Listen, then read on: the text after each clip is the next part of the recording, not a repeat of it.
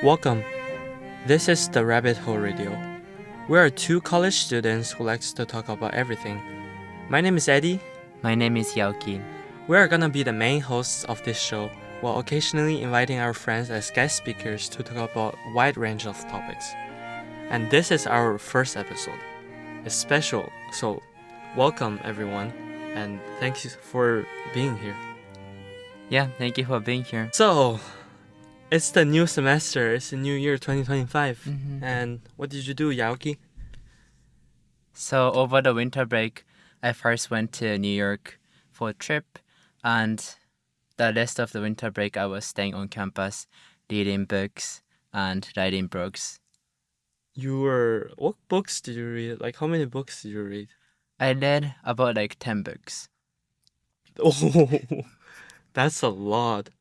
Yeah, I guess. I feel like it was nice to have so much time just To learn about stuff. because I didn't read much Japanese books during the semester because I had so much reading from the courses I was taking. Yeah, I feel like last semester I used all my energy just reading books for classes, and I didn't have a chance to read books that I actually enjoyed. Especially Chinese books. I didn't really have time to read them. Although during the winter break I also tried to read book. I read 30% of a Chinese book, which is so compared to you, I feel so bad. I read only 0.3 books. And what are the books you read about? What were they about? It was also everything as this podcast is. I read some fictions. I read some business books about how to present yourself, how to talk better. I think many I've read, I think most of them are fiction, which was relaxing as well. I can just enjoy instead of thinking about how to make use of this book and everything. Yeah, that was my winter break.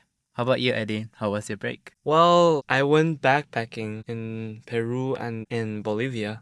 That's super cool. Yes, it was a month. So it was really cool. I did a lot of things. I did sightseeing and I went to a lot of places.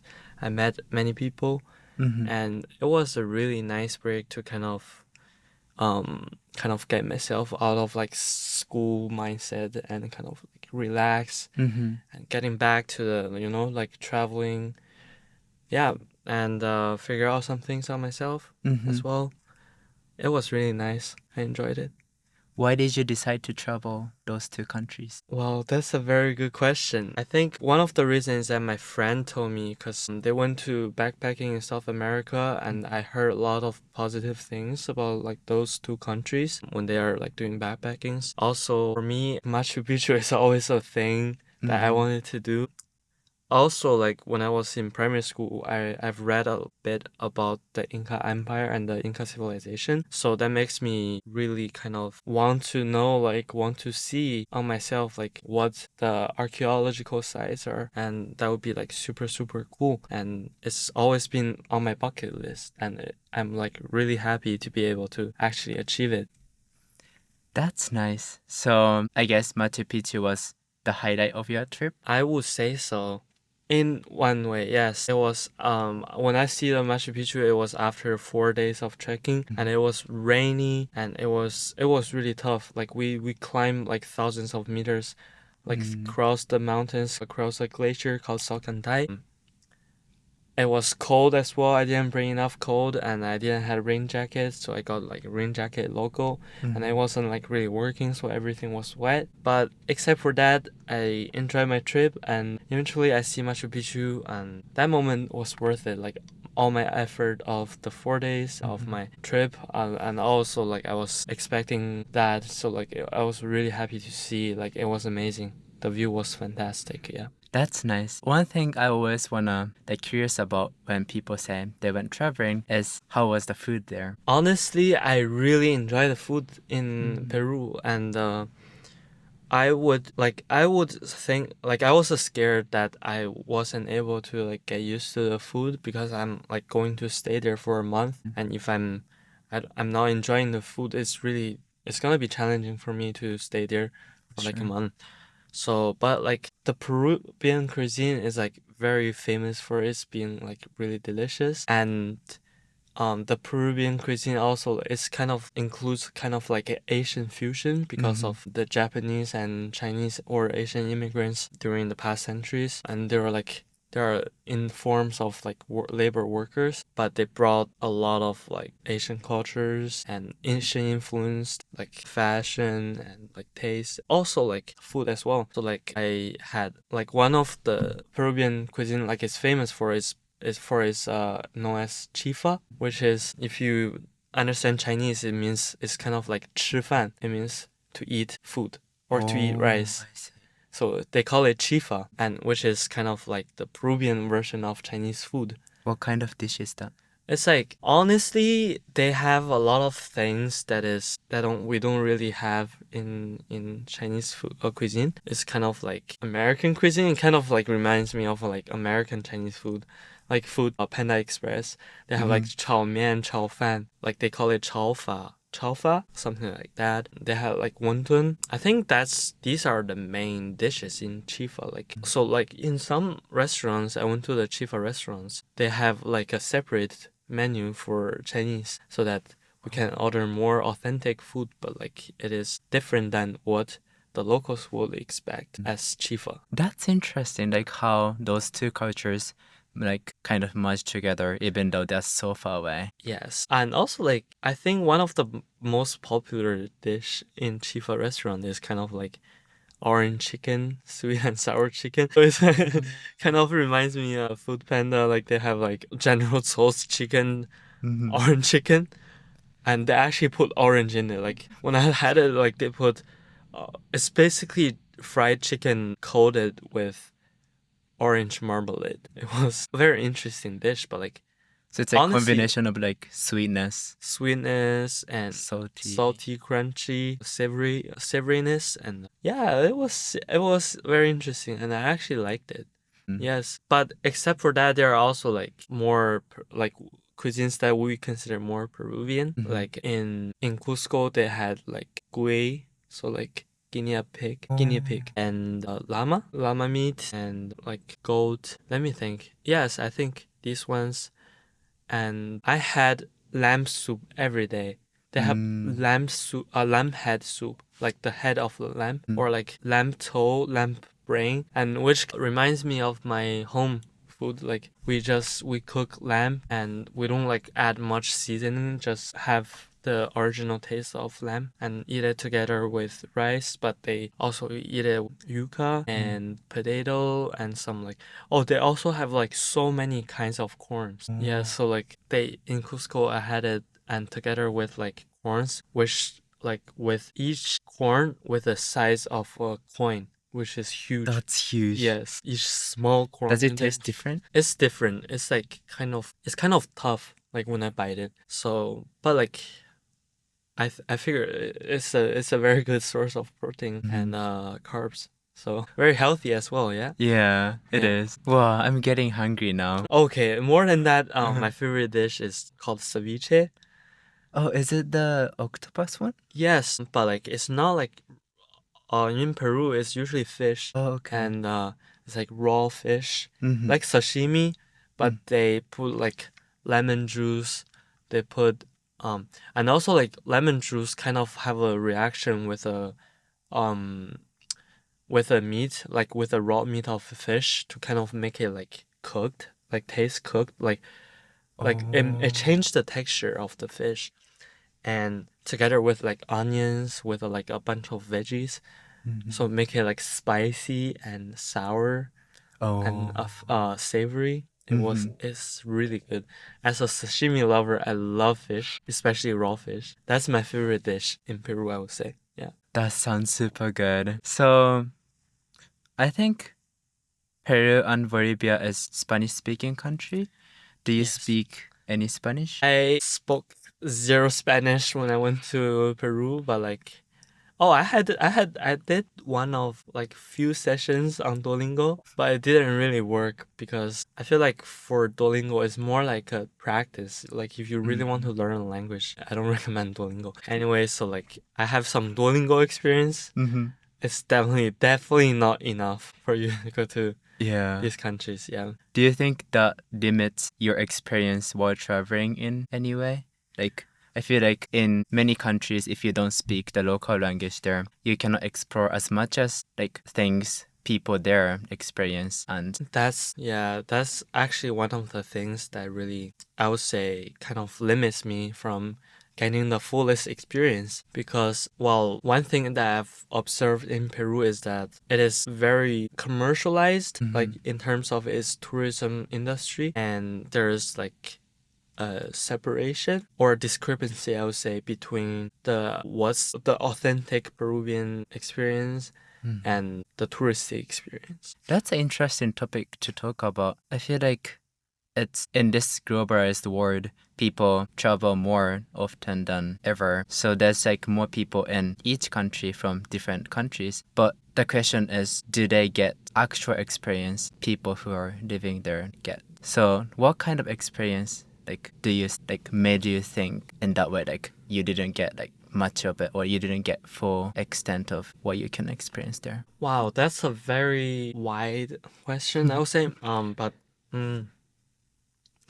I would say in terms of the food, for example, sometimes I might not have the most authentic food because, like, for example, the places I lived in is called Barranco, and together with another region in Lima, which is called Miraflores, and these two regions are like where the most tourists live because of like they have good hotels, they have good hostels, and the streets looks nice, clean, and safe. And so like if I live in that regions, I would just usually go to the restaurants in that region, and these ones are the restaurants that I can find on Google Map, on Yelp, on travel advisors.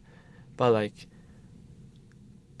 first of all, they are very overpriced, and second of all, sometimes they might not have really authentic food because they're there to gather the taste buds of tourists. And I had like there was one time I took a wrong bus, and then I just end up in another region called Surco, and there was nothing written in English, and I was having food in that region, and everything was, for example, the price in the tourist area, like for the food, is usually like $10 per meal, I would say. But like for that region, I had a meal like for like $3, and it's different than what I had from the tourist area, which is interesting, and I think that would be an example of like how this different experiences exist. But like it is, even though I know that there are like authentic restaurants or local restaurant out there, but I know like first of all they don't speak English, so it's gonna be challenging for me to have a visit. Second of all, I feel like it's a challenge for me to walk outside or get outside of the touristy zone. I think mentally for me it is a challenge, and it's I need to get out of my comfort zone, and yeah. That I think we can discuss more about. Like, I'm pretty interested in this topic. Yeah. And because, well, I think many people, okay, let's not generalize people, but let's say, like, for example, you and me, we are kind of people who want to experience what's actually there instead of going to those tourist spots. But at the same time, those tourist spots might be good for the country, the destination country of the tourism, I think. Because in one way, Right. those tourist like industry, Yes. you say it's like commercialized, Yes. but those industry makes money, and if those company benefits from it, and if they can distribute the money somehow, they can benefit the whole country. So in that sense, I feel like there's a case that can be made for the commercialization of the tourism to say, oh, well, they're tourists, they can travel all the way here, so why not like make them pay more? Yeah, to get the most money out of their pocket. I feel like that's a very, unfortunately, that's the realities in many countries when I was traveling. And I would assume that there are more countries that is having these situations. But as you are saying, is it really good or is it really bad? It is, for me, I feel like it is really hard to say. But in the perspective of being a tourist, it is hard for me to determine if it is a good thing or a bad thing. First of all, the establishment of such an industry, although it's gonna be like something that is being overpriced or something like the pack, like traveling is becoming like a product that is being spread, but what is really in it is kind of different than what is being advertised. And that's usually also a problem, but also it kind of facilitates traveling in many ways, because sometimes to get the fullest experience, it kind of requires you to speak the local languages, or you should have connections locally, or you need to actually step out of your comfort zone and actually talk to people, even though you have cultural differences, or you need to move around geographically, and these are really difficult, especially for tourists. Sometimes you just want to relax and chill. So as long as there are people who are willing to pay, especially there are these group of people with like a very like better economic status than the local people, then they're willing to pay for that, even though such thing exists. So I kind of agree with you. Yeah. Yeah. So one thing I think we didn't like mention Yeah. was that like I said like if it's well distributed among the people. Yes. I think that's the important part. How even though there's an industry and the tourist can spend money there, if the wealth is not distributed well, Right. it's gonna just create inequality Inequality, yes. within the country. I absolutely agree with you, because that's the problem in many cases. Especially when I was in Bolivia, I went to a place called Uyuni, and I was very lucky enough I went to the tour in a Spanish speaking tour. It's like a local tour. So all the people in my group was either from Bolivia locally, they were from Copacabana, or there are people from Lima, from Peru, and they speak Spanish and they also speak English. So I was very lucky that they could translate some of the things that is being said in the group, and so that I don't get lost. And they're really, really nice people.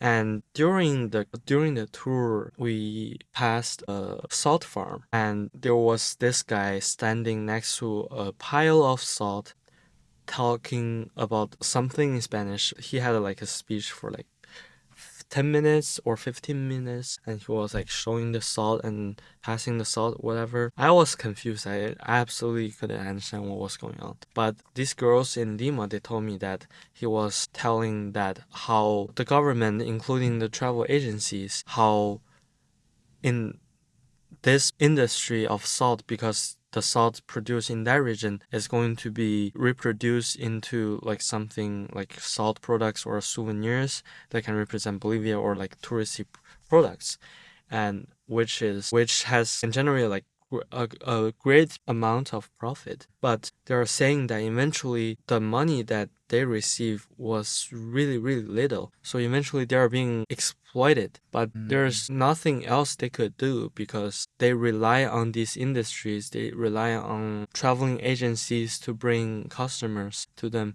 They rely on touristy companies to purchase their salt, to advertise it, or to kind of package it into a fancier traveling products or side products to sell it to the customers from the West. And in this process, they are being, in a way, exploited. And this experience was really unique to me, because his speech is not supposed to be heard by somebody who speaks English, which kind of represent like a middle class tourist from the Western country. So in this process, like the market, like, so you are saying that there are two markets, right? Like this touristy market and this local market. And you're saying that the injection of foreign, like I would say, consumption can brings a like rise in the local market, like kind of brings a rise in the local economy. But eventually there is a discrepancy in between these two markets, which is like a lot of, I would say, monopolies, or many, like even including the government, they benefit from this discrepancy. Yeah. So like they profit from tourists, while the local people, they don't really get the benefits, or they are being underrepresented in this process. Yeah. I think that's where politics comes in, which is I'm pretty interested in. But Yes. let's leave it for like another episode. But I think it is interesting to see how, like from experience, you've been there only for a month, but you Yeah. can still see how there's like separate market, or how the society is sort of divided because of the tourism. And as people, as who likes traveling, how should we make of that? How should we think of that? Oh, like in what sense? Like the ultimate question here, I think, is should we keep traveling? I mean, that's a very well, after all these things we talked about, it is really hard to say, should we traveling? Should we keep traveling? Like from an ethical standpoint, Yeah. is it ethical to travel? Yeah. By the way, we met at this ethics class. Yeah. So we are both ethics students. Yeah, we are very enthusiastic about ethics in general, but like it is also a very, very hard topic to talk about. But honestly, I don't really know, because there are so many people being affected by this. Also, at the same time, there's nothing intrinsically wrong to travel. The money eventually goes to the local market. So in general, well, we can say like it raised the GDP, and inequality is like in a way unfortunate side product. But in a way that it is the local government who is responsible for this inequality. So I think when we're talking about the moral obligations, I don't think there is a moral limitation to stop us from traveling. I see. Yeah, because I feel like I personally think traveling itself is a good thing, generally speaking, because I think there should be interaction between different cultures, and it's a good way to be able to communicate between people who have different backgrounds. And if you travel more, you for sure get more open-minded. You can, I don't know, you know there are people, or there are places in this world where your common sense is not that common anymore. And I think that's something we really need to think about in this world these days. But at the same time, it's also an issue because tourism is based off of the country or the places what's there before a tourist comes. It's not a place, it's not somewhere specifically made for the tourism in many cases. So for example, if you go to Peru, Peru is a country where many people live before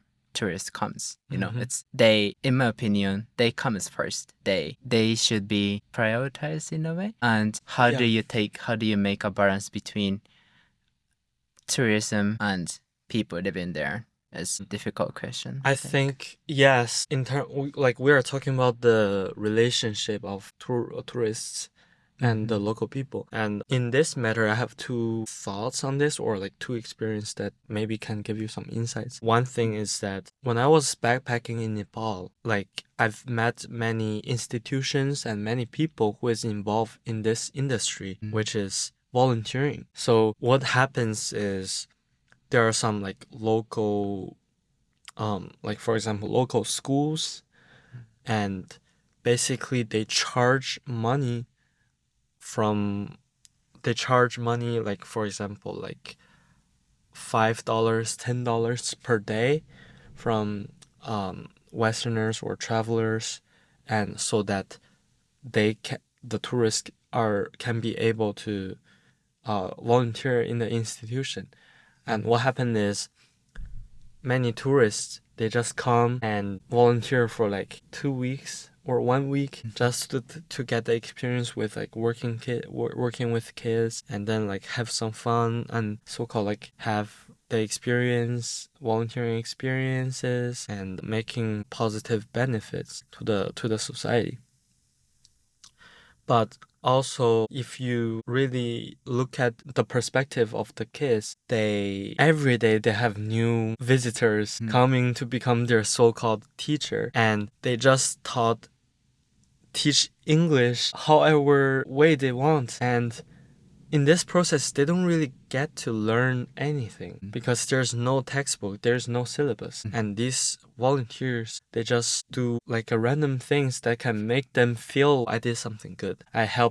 Today I made the world better by helping these kids and volunteering these kids. But what really happens is these kids doesn't really learn anything, and like volunteering is becoming a product of traveling as well. And I feel like in this process, it is very much like, of course, redundant. And I'm also thinking maybe there's a better way of like benefiting the society or the local society of the global south. Yeah, it was interesting. But like, do you know how I find out this industry? Because I was also looking for a volunteer in Nepal. Oh. Yes, but I think it's really controversial, and when we are talking about the ethical aspect of this kind of things, I don't really know. What do you think? Yeah, I think it's for sure a difficult topic.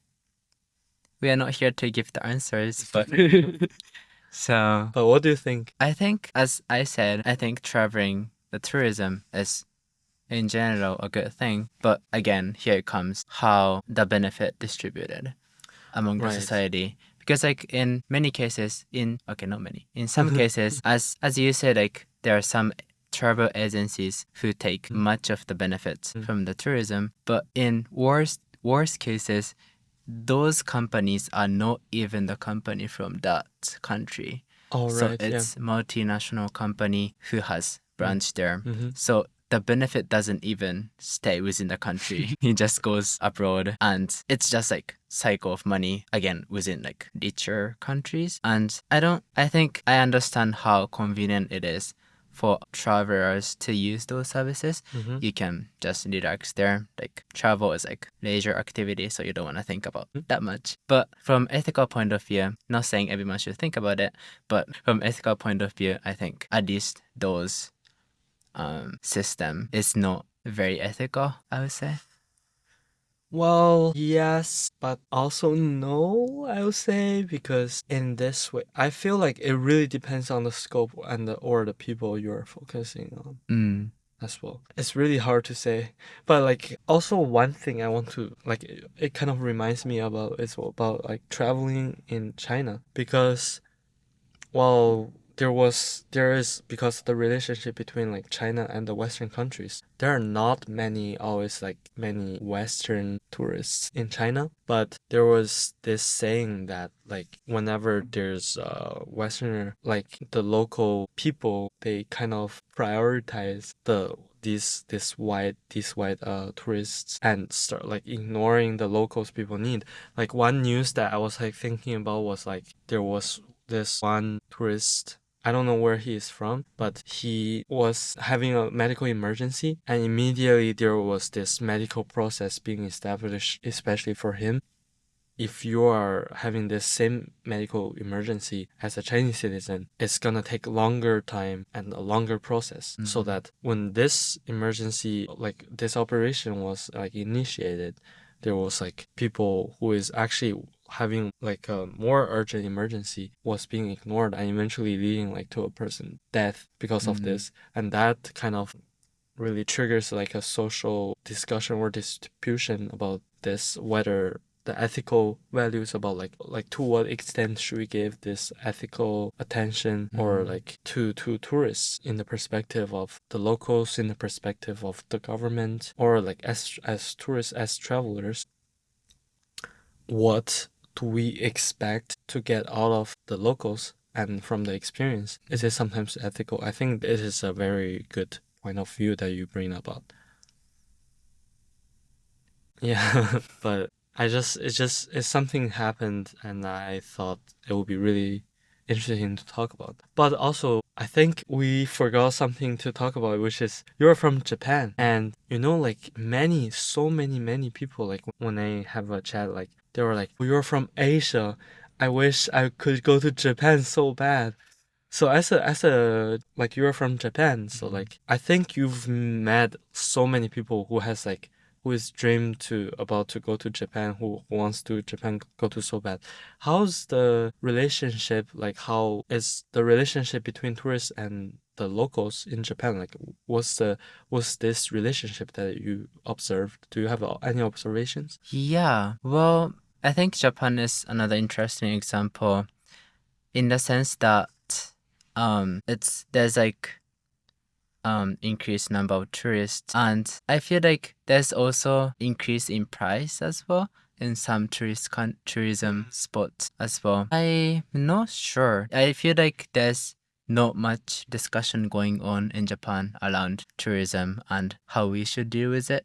But I think there are the individual events or like individuals who have opinion about it. For example, one example was that so I went to this international school in Japan, and my friend went to this place near the school, and there was one restaurant which has a sign saying no Japanese speaking people can enter.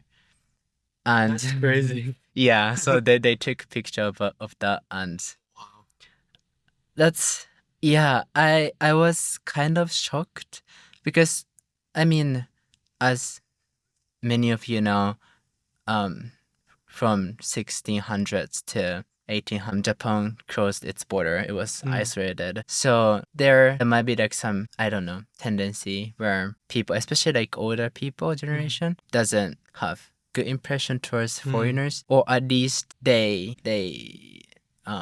kind of, I don't know, they're not used to it in a sense. Well, like it's reasonable. Like there's no obligations for locals to accommodate foreigners. Yeah. At the same time, those are, I think some of them are varied, as you said, but I think some of them are just pure stereotype, pure prejudice. Okay. And it can be like discriminatory towards foreigners, and I think that's a bad thing happening.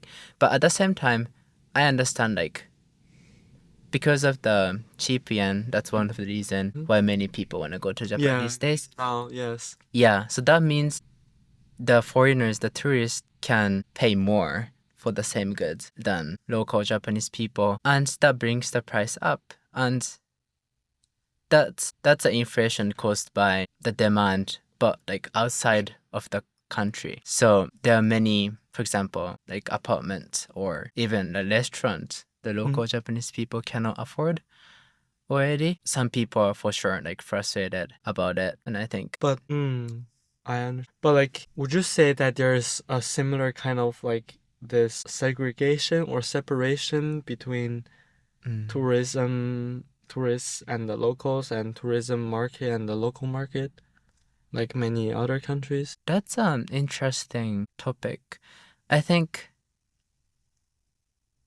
there is to some extent, but not that much, at least yet. That's my opinion. I feel like in the same way, yes, because like there is less this separation because everywhere when I was traveling in Japan, I feel like everywhere and when I was walking in Japan, you can find foreigners, and even though like these local restaurants, you can still find foreigners. That is how like it's also like I think it can be attributed from how well Japan has been like kind of been adapting globalization, and it might be one of the reason that I was thinking maybe. Yeah, that's true. Like while there's a certain amount of people who doesn't like foreigners very much, I think Japanese society in general is pretty open-minded in a way, or more even like like inclusive. Yeah, but the interesting thing about like those aspects of Japanese society is that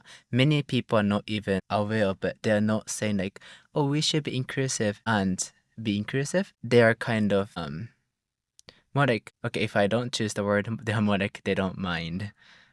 That's the mindset I feel like. And do you think this inclusivity inclusivity. I don't know. Do you think it is the reason why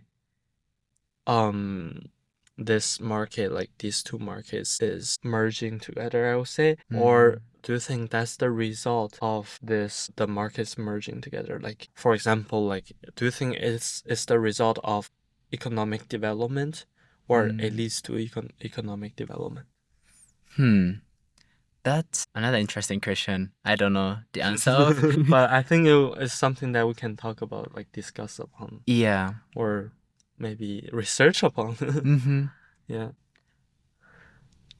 Right, and interesting. So we talked about the ethical relationship between tourists and locals. Yeah, it was for sure difficult to find a conclusion. But I had really new insights with, like, when we are talking about this, I was like bringing this past experiences and making relations to this topic, which I realized that there are many, like, I would say, usually ignored, or like something that we never consider about when we are traveling. And individually, there might be different reactions or different decisions in this matter. But I think it leads up to politics, or like specifically political decisions from the policymakers to balance this, I would say, these two parties that being involved. And that's it for today's episode. I will see you in next episode. Bye bye. Bye bye.